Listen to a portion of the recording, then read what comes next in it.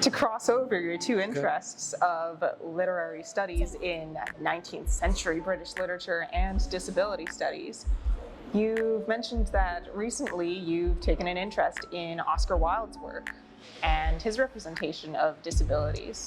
So what draws you to him as an author? He is incredibly fun and funny. He's incredibly smart. He's challenging.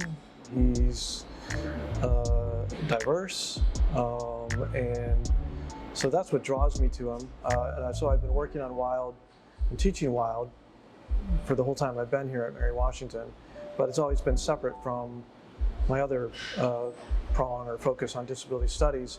But I do think, I mean, you can look at practically any text and find a representation of disability, whether or not it's featuring a major character or not. You could still find something of interest to explore. But with Wilde's set of works, he has 2 volumes of absolutely beautiful fairy tales. And these fairy tales, unlike most of the rest of his work, where you would be sort of looking for either minor aspects of the text or subtext, these fairy tales feature prominently disability-aligned protagonists. Some of them are part and parcel of the late Victorian culture of freakery, with the heyday of the freak show. So giants, dwarves.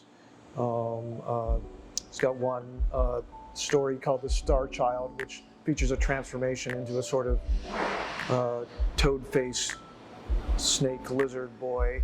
He also has a number of just, I use the phrase disability aligned because in the context of all the fairy tales, knowing that there are some of these characters, and in Wilde's case, he's focused in the fairy tales pretty exclusively on physical disability and physical appearance. But so thinking about, say, the concept of littleness and the ways in which we can, for example, in a couple of the stories, there are small birds. So in the context of some of the other stories, can we read those also small figures as disability aligned? Obviously, they could also just be meant to relate to child readers. Or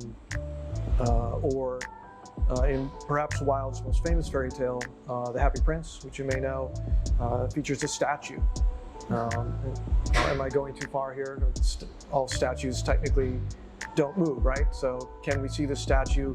This is a statue that is alive, though, and is put on a pedestal and can see suffering across the city that he never knew about when he was alive because he spent all of his time in his happy palace. And he wants to do something to make the world better, but he can't because he can't move. Mobility impairment. He has jewels for eyes, gold leaf, and he instructs his little bird friend to start taking those pieces off of him to go and distribute them among the poor. It ends up, giving him a vision impairment as well, as he loses his sight by giving the jewels away. So there's a number of figures like this. We've got his longest story is called The Fisherman and His Soul. It's a lot of Wilde stories play with the fairy tales of Hans Christian Andersen, and he's turning them over his head and on their head. He doesn't like morals. He's only got one of his fairy tales with a moral at the end, and that one is, it's a dangerous thing to tell stories with morals. That's the moral of that one. So he's got a little mermaid who, again, would have been read in the context of freakery in Wilde's day, and a young fisherman who's in love with her, who cuts his soul away from his body in order to be with her. So anyway, I've been babbling here, sorry about that. It's fascinating.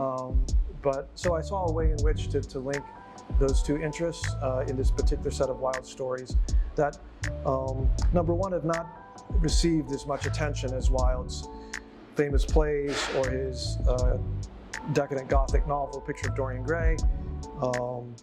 But also the attention they have had have been focused on a lot of the other lenses that scholars have applied to Wilde, looking at them through an Irish lens, or a moral or Christian lens, and a lens of sexuality, but not thinking about disability. And so I thought this was a great project to see if others would also think this was worthy of exploration. And so it's been at University of Virginia Press now for maybe a year and a half. I've done one round of revisions, waiting to hear back to see if the revisions are good enough. So hopefully, Fingers crossed. fingers crossed for 2023. How would you say Wilde makes use of emotions in his depiction of disability? I think it's really complex, and so that was actually part of what got me into the project. There's been a rehabilitation of the idea of emotion in disability studies for a long time. Well, still, one of the mantras of the movement is no pity. You know, you don't want the telethon child or the Tiny Tim figure from Christmas Carol. But it's also true that, you know, there were different understandings of what you mean by pity or fellow feeling, compassion, sympathy, empathy. And pity in particular is one that has become exclusively pejorative or negative as we move through the 20th century. But Wilde has really seen pity in a relational lens as a reciprocal emotion. It's not someone who is in a superior position viewing someone less than in a paternalistic lens. It's really someone who understands shared connection and is basing that emotion on shared connection and ultimately on not just love and loving kindness, but actually on equality and reciprocity.